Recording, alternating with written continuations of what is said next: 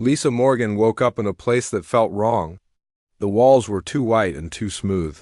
The air tasted different, like metal mixed with something sweet she could not name. She tried to sit up, but her body felt heavy, like she had been sleeping. "For days? Easy there, Commander," a voice said from somewhere to her left. She turned her head and saw Dr. Kevin Torres standing beside what looked like a medical bed, but it was nothing like the ones on human ships.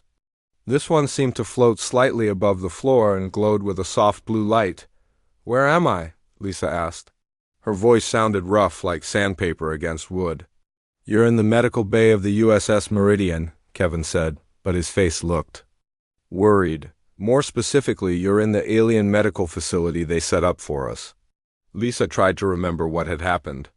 She remembered being on the bridge when Captain Robert Hayes had given the order to dock with the Zephyrian research vessel.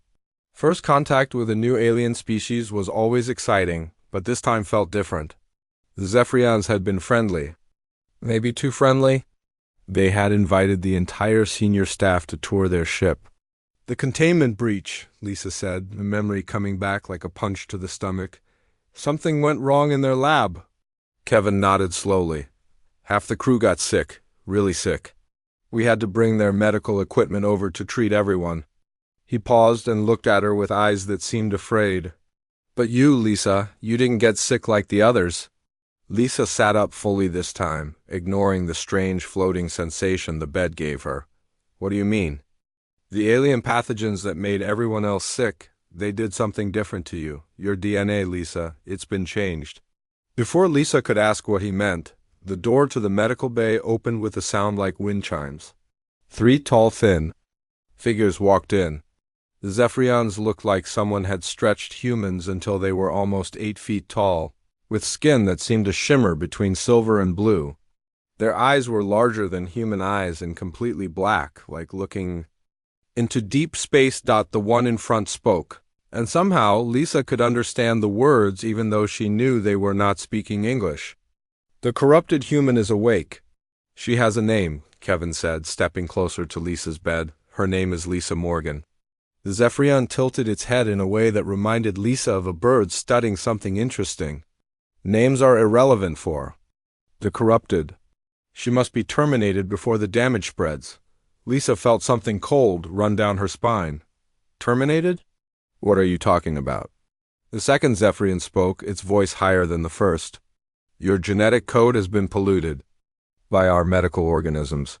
This was not supposed to happen. In all our centuries of contact with other species, we have never seen such corruption."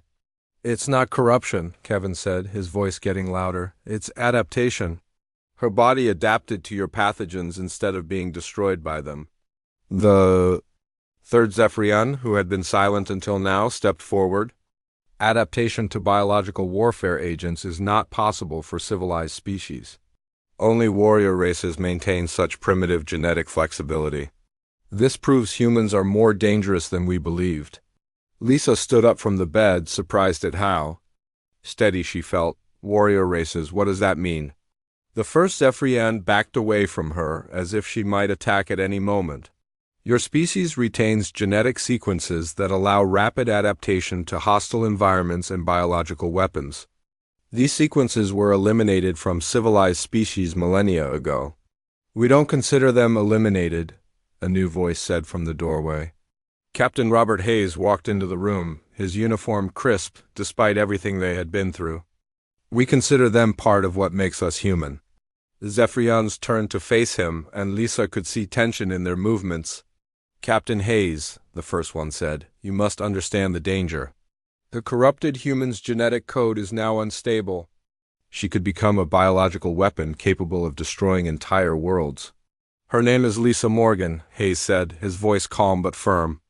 "She's my officer, and she's under my protection." "Protection?" The second Zephyrian made a sound that might have been laughter. "You cannot protect corruption. It spreads. It destroys. It must be stopped." Lisa felt something strange happening. Inside her body, her heart was beating faster, but not from fear. It was something else, something that felt like energy building up inside her chest. "I'm not corrupted," she said, and her voice sounded different, stronger. The third Zephyrian pointed a long, thin finger at her. See how she responds to threat. The warrior genetics are already activating. Soon she will be driven to violence, to conquest, to the destruction of all who oppose her. That's enough, Hayes said, stepping between Lisa and the aliens. You're frightening her with your talk of termination and corruption. Fear is irrelevant, the first Zephyrian said. The corrupted human represents a threat to galactic peace. Our medical scans show her DNA is rewriting itself even as we speak. New sequences are activating that have been dormant in humans for thousands of years. Dr. Torres moved closer to Lisa, his medical scanner in hand. Let me check your readings, he said quietly. As he ran the device over her, his eyes widened. Lisa, your cellular activity is off the charts. Your muscle density has increased by 20% since yesterday. Your neural pathways are forming new connections at an impossible rate. What does that mean? Lisa asked, but she thought she might already know.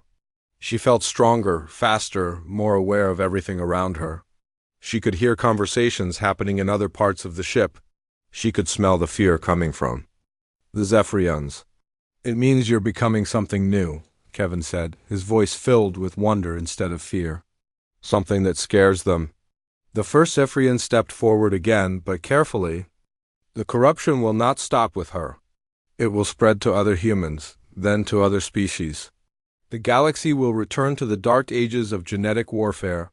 Or maybe, Hayes said, she becomes something that can protect us all. Lisa felt the energy inside her growing stronger. She looked at the Zephyrians and saw not just fear in their dark eyes, but something else. Recognition. They knew what she was becoming, and they knew what it meant. I'm not corrupted, she said again, and this time her voice carried a strength that made everyone in the room step back. I'm exactly what I'm supposed to be. 3 days passed since the Zephyrians had declared Lisa corrupted. The changes in her body were impossible to ignore now. She could move faster than any human should be able to move. When she walked down the corridors of the USS Meridian, other crew members stopped and stared because her steps made no sound at all. Lisa stood in the ship's gymnasium, lifting weights that would have been impossible for her just a week ago. The metal bar bent slightly under her grip, and she had to concentrate to keep from crushing it completely. Dr. Kevin Torres watched from nearby, his scanner beeping constantly as it tried to keep up with her changing biology. Your muscle fibers are restructuring themselves, Kevin said, shaking his head in amazement. It's like your body is rebuilding itself from the inside out. Communications Officer Jake Sullivan burst through the gym doors, his face pale with worry. Commander Morgan, Captain Hayes needs you on the bridge right now. The Zephyrians are sending more ships. Lisa set down the weights carefully, making sure not to damage the equipment. As they walked toward the bridge, she noticed that Jake kept glancing at her nervously. Are you afraid of me too? She asked. Not afraid, Jake said quickly. Just different. You move like a predator now. Like you're hunting something even when you're just walking? On the bridge, Captain Hayes stood before the main view screen, his jaw tight with tension. Outside, what had been 3 Zephyrian ships yesterday was now a fleet of 12 vessels, each one larger than the USS Meridian. The alien ships looked like crystal formations that somehow flew through space, beautiful and terrifying at the same time. They're calling it a containment fleet, Hayes said as Lisa approached. They want to make sure the corruption doesn't spread to other ships. Science Officer Amanda Bell looked up from her station, her eyes bright with discovery. Captain, I've been studying the data from Lisa's medical scans. The Zephyrians are wrong about what happened to her. Wrong how?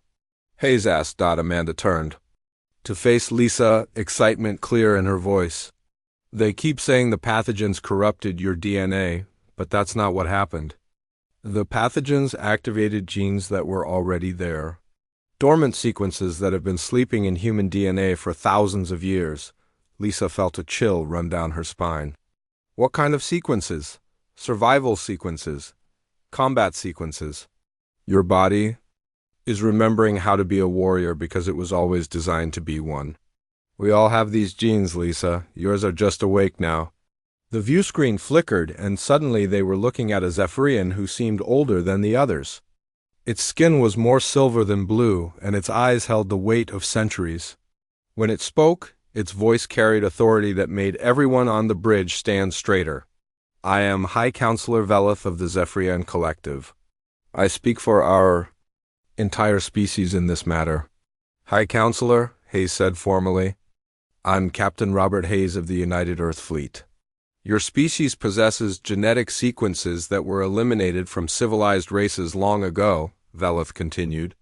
These sequences create individuals capable of unprecedented violence and destruction. We cannot allow such corruption to spread.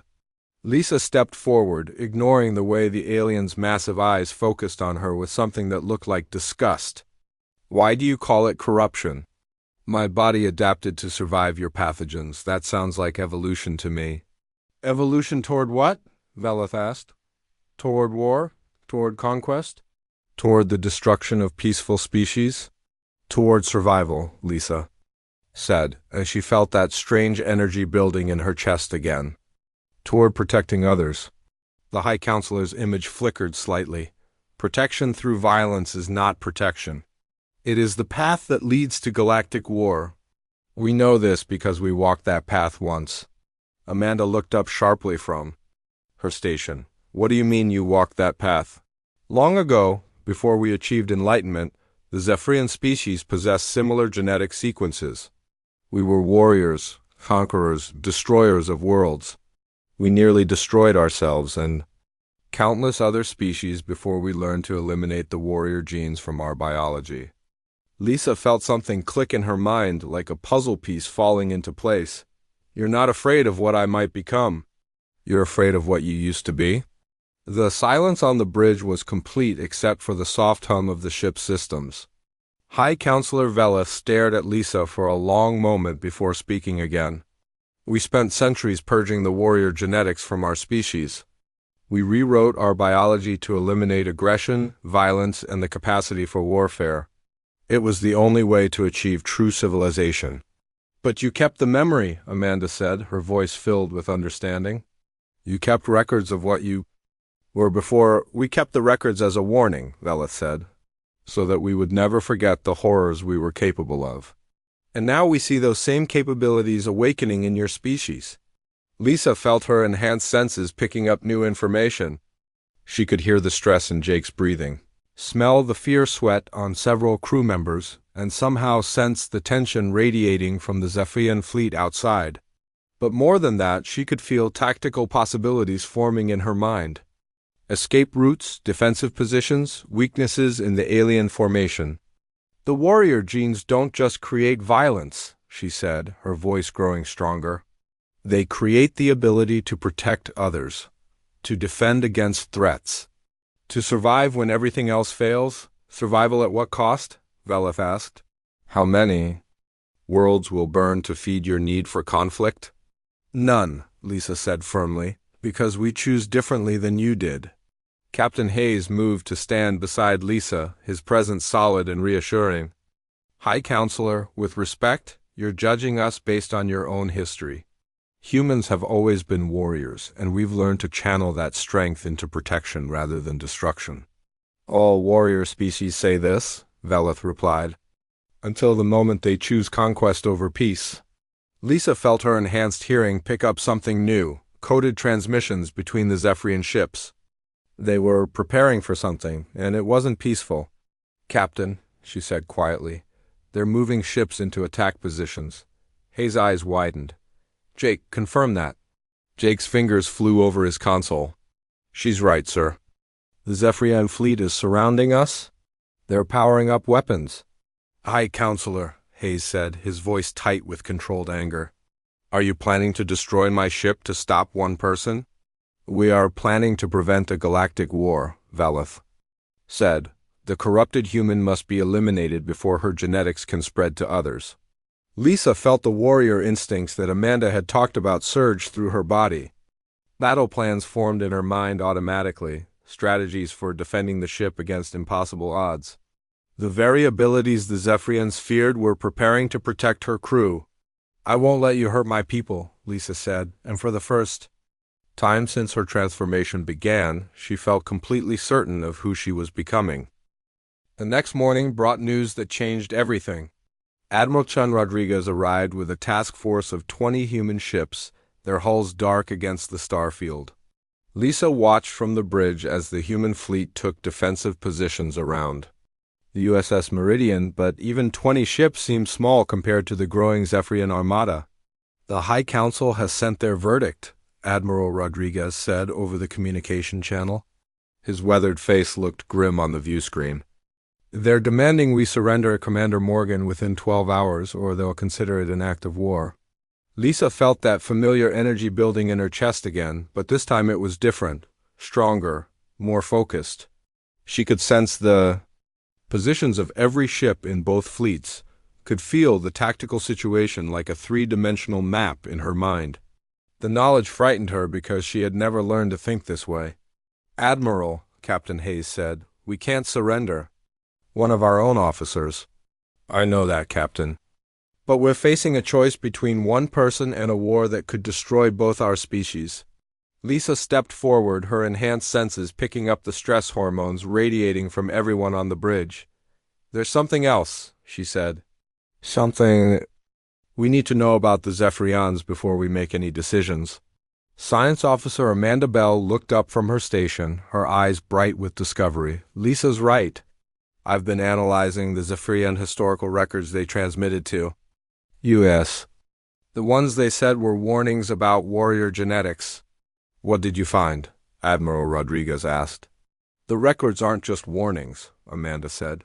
"They're instruction manuals.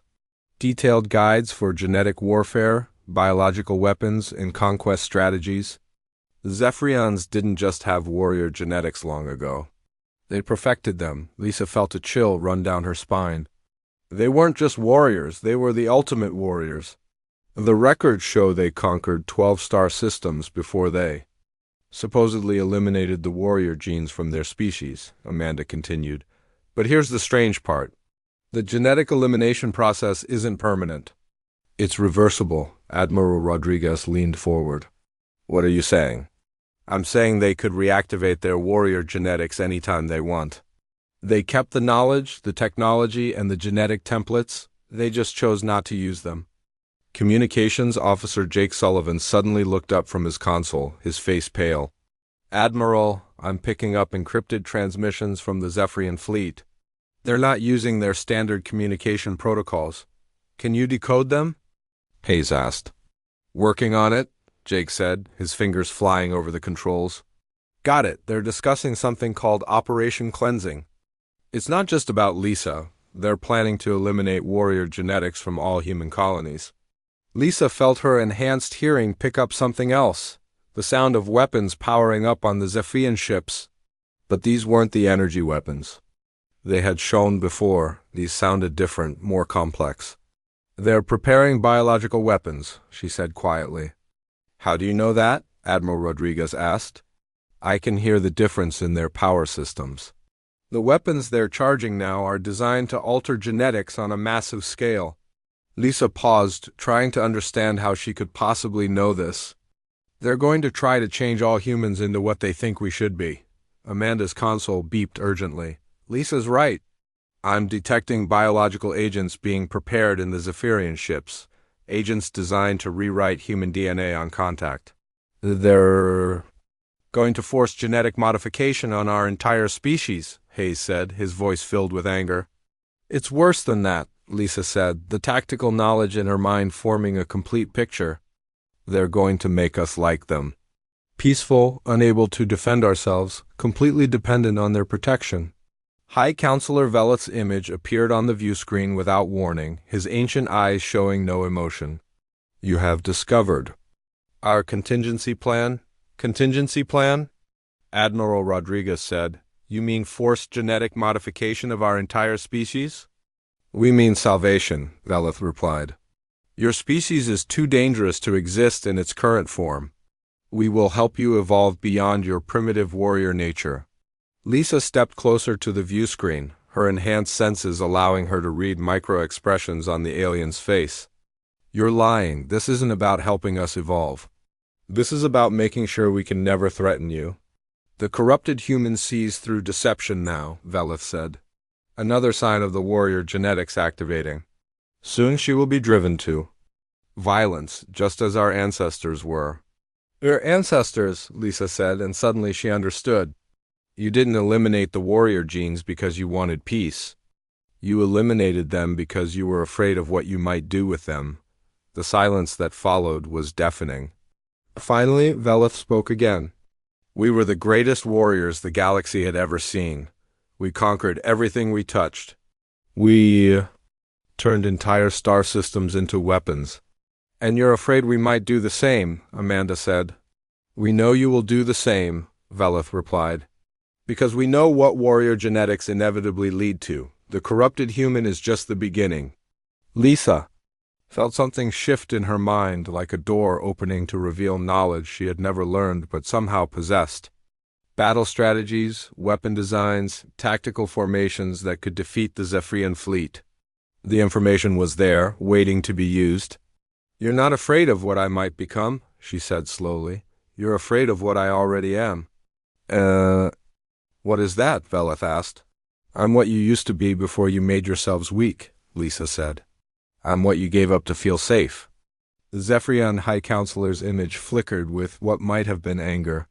We gave up nothing. We gained everything. Peace, prosperity, the ability to explore the galaxy without destroying it. You gained the ability to hide from your own nature, Lisa replied. But you kept the knowledge because somewhere deep down you knew you might need it again. The genetic modification process begins in 2 hours, Velith said. Your species will be grateful when it is complete. Like hell we will, Admiral Rodriguez said. Lisa felt the warrior instincts in her mind crystallize into perfect clarity. She could see exactly what needed to be done to protect her people. The knowledge was terrifying in its completeness, but it was also exactly what they needed. Admiral, she said, her voice carrying new authority, I know how to stop them. How? Rodriguez asked. By showing them what they're really afraid of, Lisa said. By proving that warrior genetics don't have to lead to conquest, they can lead to protection. The Zephyrian fleet began moving into attack formation, their crystal ships gleaming like deadly jewels against the stars. Lisa watched them with senses that could track every movement, analyze every weakness, and plan every counterattack. They want to see a warrior, she said quietly. Let's show them what a human warrior really looks like. The attack came without warning. Lisa was standing on the bridge when her enhanced senses detected the energy buildup in the Zephyrian ships, but these weren't the main fleet vessels.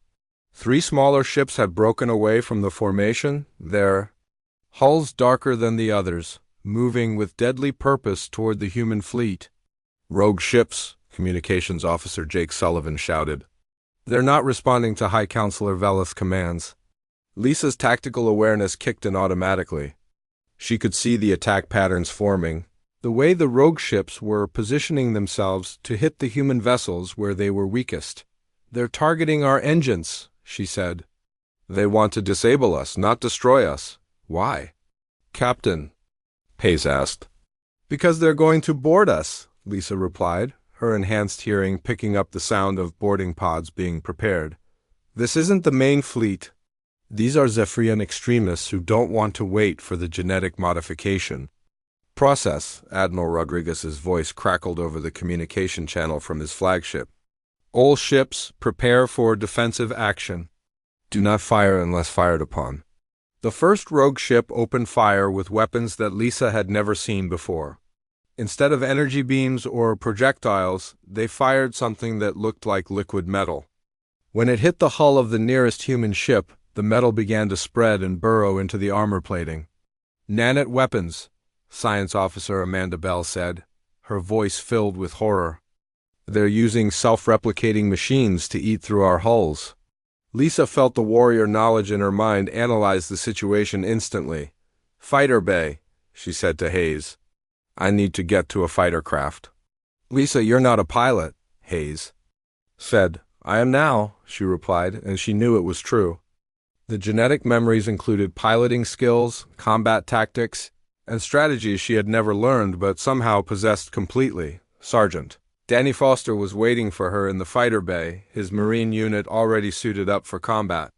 Commander, if you're going out there, we're going with you. This isn't your fight, Danny, Lisa said as she climbed into the cockpit of a fighter that suddenly felt as familiar as her own hands. Like hell it isn't, Danny replied. These aliens want to change what makes us human. That's everybody's fight. Lisa's fingers moved over the fighter controls with impossible precision. The ship responded to her touch like it was part of her body, and she felt a connection to the machine that defied explanation. As she launched from the bay, her enhanced senses expanded to include the fighter's sensors, creating a complete tactical picture of the battlespace. The rogue Zephyrian ships were larger than human fighters, but moved with surprising grace. Lisa could see their attack patterns, predict their movements, and anticipate their tactics with an accuracy that should have been impossible. The warrior genetics weren't just making her stronger and faster. They were making her into the perfect combat pilot. All fighters, follow my lead, Lisa said into her communication system. Target their weapon systems, not their engines. We want them disabled, not destroyed. The human fighters moved in formation behind her, but Lisa could feel their confusion. They were trained pilots, but they were following tactical decisions that came from instincts they didn't possess. Lisa's enhanced awareness allowed her to see weaknesses in the alien ships that no human pilot should have been able to detect.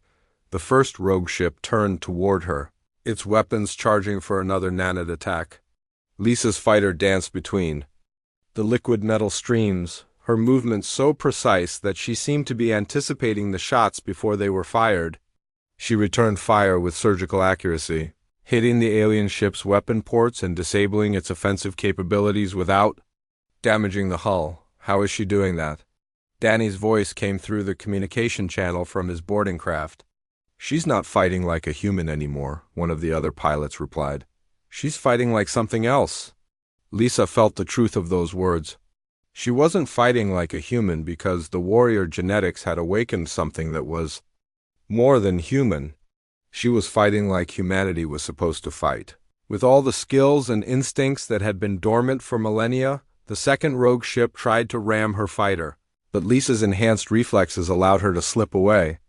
At the last second, as the alien ship passed beneath her, she fired a precise burst into its engine controls, sending it spinning harmlessly into space.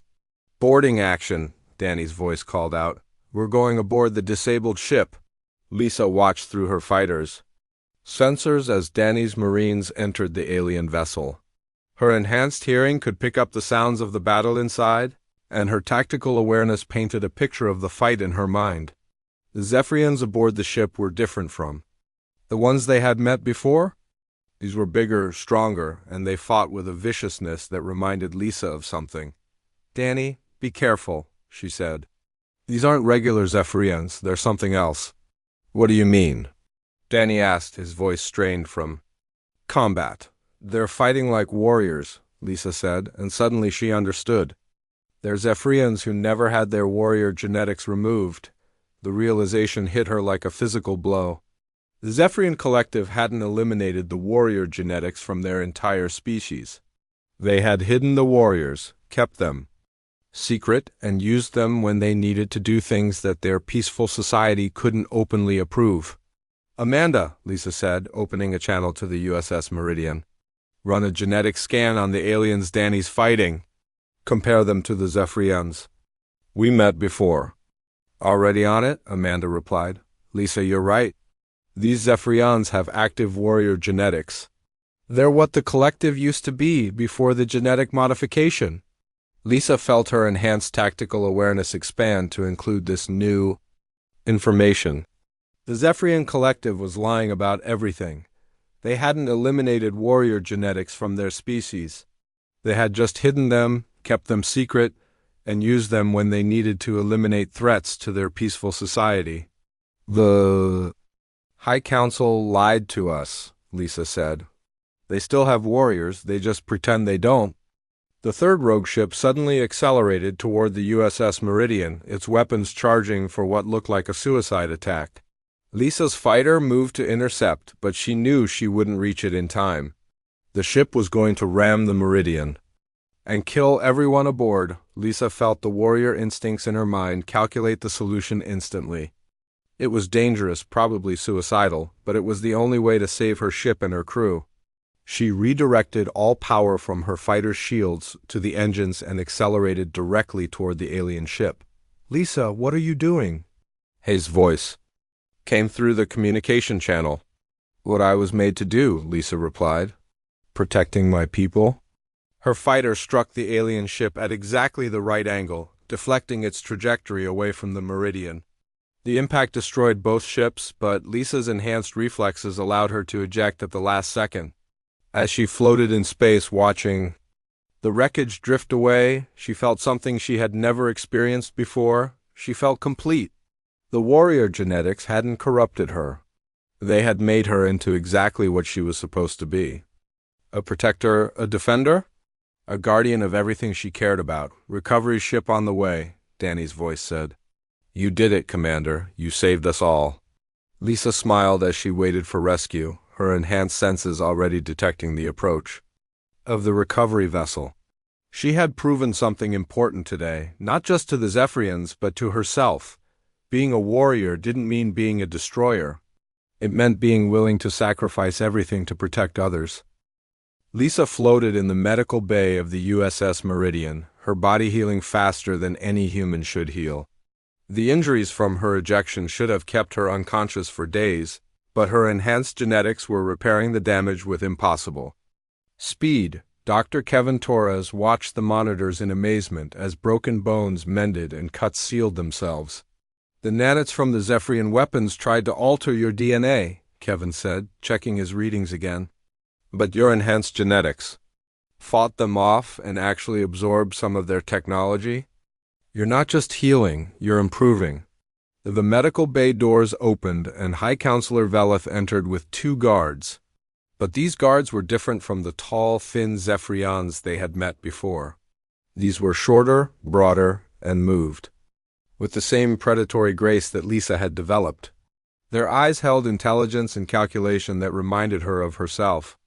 "The warrior guards," Lisa said, sitting up on the medical bed. "You brought your secret weapons."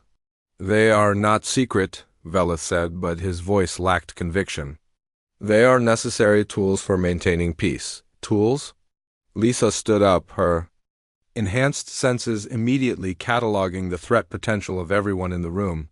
"You mean they're slaves? Warriors you kept around to do your dirty work while you pretended to be peaceful." One of the Zephyrian guards stepped forward, and Lisa could sense the barely controlled violence radiating from him. "The corrupted human understands more than she should." "I understand that you're just like me," Lisa said to the guard. "Enhanced genetics, warrior instincts, and the need to protect others. The only difference is that you're being controlled by people who are ashamed of what you are."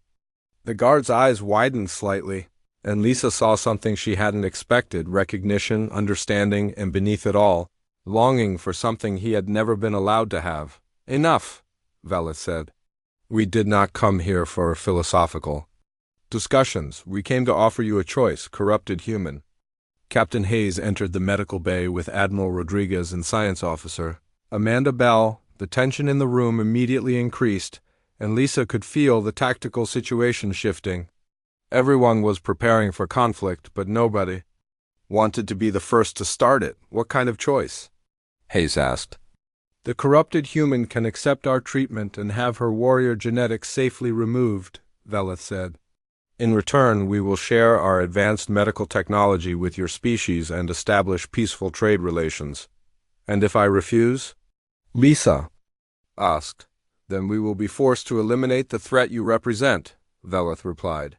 "Our warrior units will destroy your ships and ensure that the corruption does not spread." Lisa looked at the Zephyrian guards and saw something in their eyes that the High Counselor couldn't see: doubt, uncertainty, and something that looked like hope. "What about them?" Lisa asked, pointing to the guards. "What happens to your warriors when you're done using them to threaten peaceful species?" "They serve their purpose," Veleth said dismissively. "Their purpose?" Lisa stepped closer to the guards, ignoring the way they tensed for combat. You mean their slavery? You keep them as weapons while telling the galaxy that you've evolved beyond. Violence. Amanda looked up from her portable scanner, her eyes bright with discovery. The genetic modifications aren't permanent, she said. The peaceful Zephyrians can reactivate their warrior genetics anytime they want. They just choose not to. Choose not to or are afraid to? Lisa asked. The first guard spoke again, his voice carrying emotions that surprised everyone. We remember what we used to be. What all Zephyrians used to be before they became afraid of their own strength. Silence, Velith commanded, but the guard continued speaking. We were explorers, protectors, defenders of the weak. We used our strength to help others, not to conquer them. But the High Council decided that any capacity for violence was evil, even violence used to protect others. Lisa felt something click in her mind. They didn't eliminate warrior genetics because they were afraid of conquest. They eliminated them because they were afraid of responsibility. Responsibility? Admiral Rodriguez asked. The responsibility. That comes with having the power to protect others, Lisa said. It's easier to be peaceful when you don't have the ability to fight for anything. The second guard stepped forward, his eyes locked on Lisa. You chose differently. You used your warrior genetics to protect your people, not to conquer others. Because that's what warriors are supposed to do, Lisa replied. We don't fight to destroy, we fight to protect. High Counselor Velith's composure finally cracked. You understand nothing. We have seen what warrior genetics lead to. We have records of the devastation, the wars, the billions of deaths. Whose records? Amanda. Suddenly, your records or someone else's? Lisa felt her enhanced tactical awareness analyze the situation and come to a startling conclusion. They're not your records, are they? You conquered another species that had warrior genetics, and their history scared you so much that you eliminated your own abilities. The silence in the medical bay was complete. Finally, Velith spoke, his voice barely above a whisper. The Kravani Empire, they had warrior genetics like yours. They destroyed themselves and 12 other species before we stopped them. How did you stop them? Lisa asked. We used our own warriors, the first guard said, defying Velith's attempt to silence him. Our ancestors fought to protect the galaxy from the Kravani. They died by the millions to save peaceful species.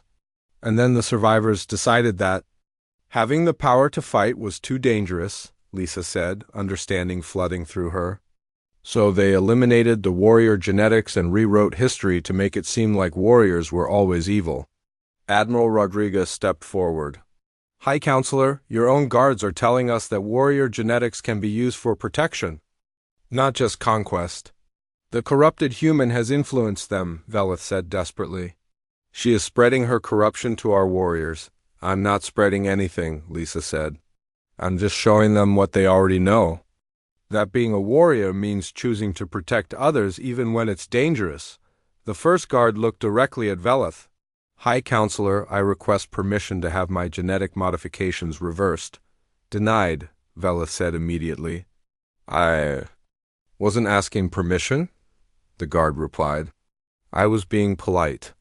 Lisa felt the energy building in the room as both Zephyrian guards made their decision. They were choosing to embrace what they had always been, just as she had chosen to embrace her enhanced genetics. You have a choice too, Lisa said to Velith. You can keep pretending that strength is evil, or you can accept that sometimes protecting others requires the courage to fight. We will not return to our warrior past, Velith said. Then you'll keep using others to do your fighting for you, Lisa replied. But your warriors are making their own choices now. The guards moved to stand beside Lisa, their decision clear. They were choosing freedom over control, choice over fear. This changes nothing, Velith said. The genetic modification of your species will proceed. No, Lisa said, her voice carrying the authority of someone who had found her true purpose. It won't. Because now you're not just facing one corrupted human. You're facing warriors who choose to protect rather than conquer. Lisa looked around the room at her friends, her crew, and her new allies. She had become exactly what she was. Supposed to be, not corrupted by alien standards, but perfected by human standards of what it meant to be a warrior. "I choose to stay as I am," she said. "I choose to be human."